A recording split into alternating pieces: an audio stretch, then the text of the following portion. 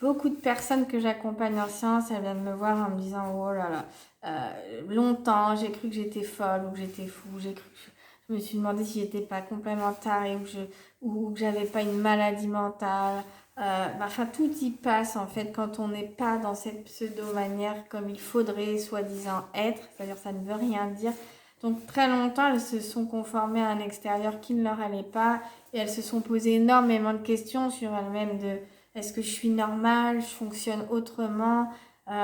En fait, parce qu'elles se sentent différentes, elles en sont venues à se dire que c'était elles le problème, qu'elles avaient un problème, donc que nécessairement c'était à elles de changer quelque chose, de se changer pour correspondre à un extérieur, à une norme.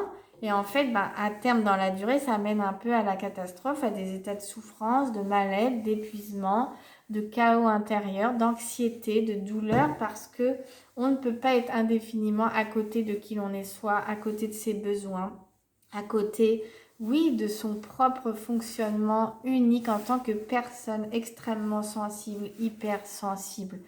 Donc moi, j'aimerais te rassurer que non, tu n'es pas folle, fou, non, tu n'as pas un problème, non, tu n'es pas bizarre et non, ce n'est sûrement pas à toi de changer quelque chose, je veux dire, dans qui tu es, dans ta nature profonde, hein, d'hypersensible. Donc moi, c'est plutôt, je t'invite à être qui tu es, à légitimer qui tu es, à ne arrêter de te forcer, de te suradapter, de faire semblant et d'essayer de matcher avec quelqu'un d'autre qui ne fonctionne pas du tout comme toi. Peut-être que quelqu'un dans une situation que tu connais, lui, ça va très bien passer, il va être bien, et toi, tu vas être épuisé, tu vas te sentir mal. Ok, donc il n'y a pas d'échelle de valeur dans la souffrance et dans le ressenti. Ton ressenti, il est juste à partir du moment où toi, tu le ressens. D'accord? Donc en fait, si toi à un moment donné, dans une situation, tu réagis de telle manière et tu te sens mal, parce que aussi tu as cette personnalité d'hypersensible couplée à ton histoire personnelle, bien sûr, tout ça c'est très relié, ça c'est important de venir légitimer ta réaction à toi, t'occuper de ta réaction à toi, de réajuster les choses en fonction de toi, plutôt que de vouloir changer pour que ça soit conforme à l'autre dont tu as l'impression que lui, il réagit normalement. Il n'y a pas de normalement, ça c'est important qu'on s'enlève ça de la tête. Il n'y a pas de normalement, il n'y a pas de... Voilà, il y a juste comment moi je réagis, comment moi je vais pouvoir faire pour être bien au quotidien dans ma vie. Et si je suis bien avec moi, déjà je vais pouvoir être bien avec l'autre et je vais pouvoir être mieux dans ma vie. Et je vais arrêter de... Voilà, je vais sortir aussi de cette incompréhension permanente, cette attente permanente que l'autre... Non, c'est vrai que c'est à soi-même, c'est à toi, à nous de prendre cette pleine conscience que on a un fonctionnement. Si on va mal et qu'on va aller mieux, il va falloir changer des choses. Ça va passer par retrouver ta manière d'être à toi, légitimer ta nature sensible, hypersensible, retrouver tes propres besoins, te reconnecter à ton corps, parce que c'est ton corps qui va te guider pour aller entendre tes vrais besoins et non pas ta tête. Tu vois, c'est tout ça, c'est t'autoriser à être qui tu es et à répondre à qui tu es, c'est-à-dire coopérer avec toi-même. Souvent, j'entends les gens, tu vois, dire oui, mais quand même, mon voisin ou je ne sais qui, il a tellement plus de raisons que moi d'aller mal, alors je vais quand même pas me plaindre. D'accord, mais en fait, qu'est-ce que ça change? L'important, c'est pas de se demander, oui, il y a des gens dans le monde qui ont, selon là où ils vivent, qui vivent des choses vraiment difficiles, mais toi aussi, tu as le droit de vivre des choses difficiles. Il y a des gens dans le monde qui vivent aussi des très belles choses. Enfin, tu vois, je veux dire, tout est dans toute l'échelle de la vie. On vit plein de choses en permanence.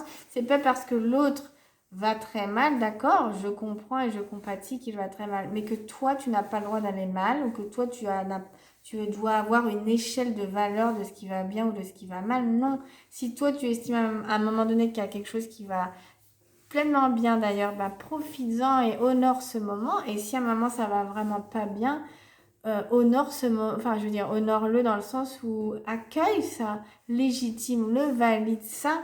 En fait, il n'y a pas d'échelle de valeur dans la souffrance. Je vais pas me... C'est pas parce que quelqu'un va vraiment mal au bout du monde que moi j'ai pas le droit de légitimer ma souffrance, que je dois mettre un couvercle dessus, un tapis, tu sais, refermer le couvercle, mettre sous le tapis, faire comme si tout va bien. Donc je fais comme si tout va bien parce que en fait je devrais pas trop me plaindre, alors qu'en fait il y a quelque chose en moi, une partie de moi qui ne va pas bien, et très certainement parce que aussi je suis très sensible. Du coup, cette hypersensibilité, je la mets sous le tapis. Donc, il y a des émotions, il y a de la somatisation, il y a des mots. Je n'en parle pas et je maintiens cette bonne figure. Et j'ai connu ça, moi aussi, à un moment donné. Faire bonne figure, faire semblant. Parce qu'il faudrait aller bien, il faudrait toujours être fort, il faudrait pas se plaindre, il faut avancer. Il y en a qui arrivent à ça. Ben, moi, je n'y arrivais pas du tout, en fait. J'arrivais pas du tout ni à aller bien, ni à faire semblant. Ça n'allait pas. Sauf qu'à l'extérieur, effectivement, il y avait une belle façade, mais dedans, ça n'allait pas très bien. Donc, j'avais deux options face à ça. C'était soit de prendre le choix de m'occuper de moi et de comprendre pourquoi ça n'allait pas pour aller mieux, soit de faire la sourde d'oreille. Et là, je pense que ça n'aurait pas été très bien pour moi. J'ai fait le choix 1, c'est-à-dire de m'occuper de tout ça.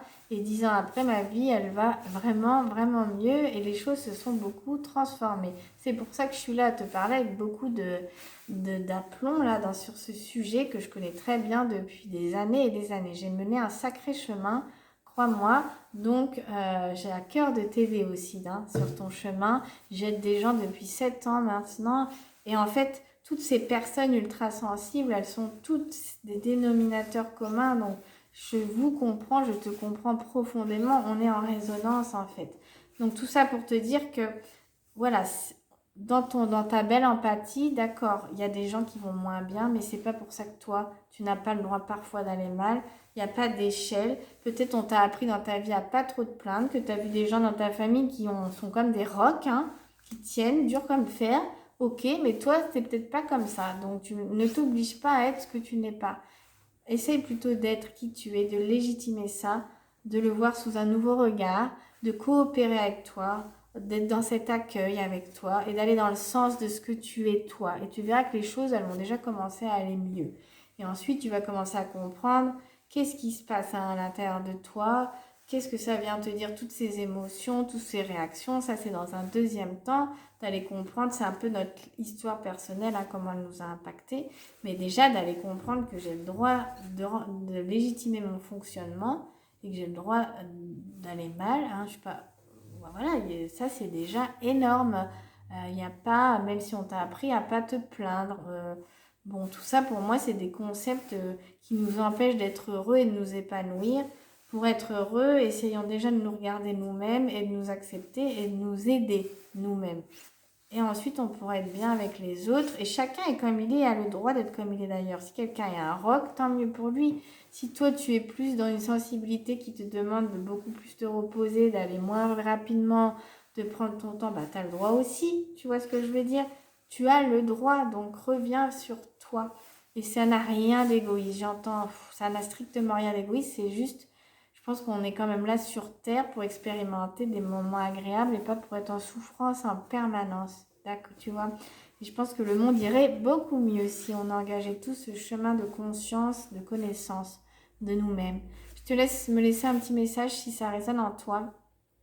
Voilà, et puis n'hésite pas à me contacter, voilà, si tu as envie d'aller plus loin sur ce chemin. Tu peux aller sur mon site internet juliette-fontaine.com. Je te souhaite le meilleur, je t'embrasse, je suis avec toi et je te dis à très bientôt.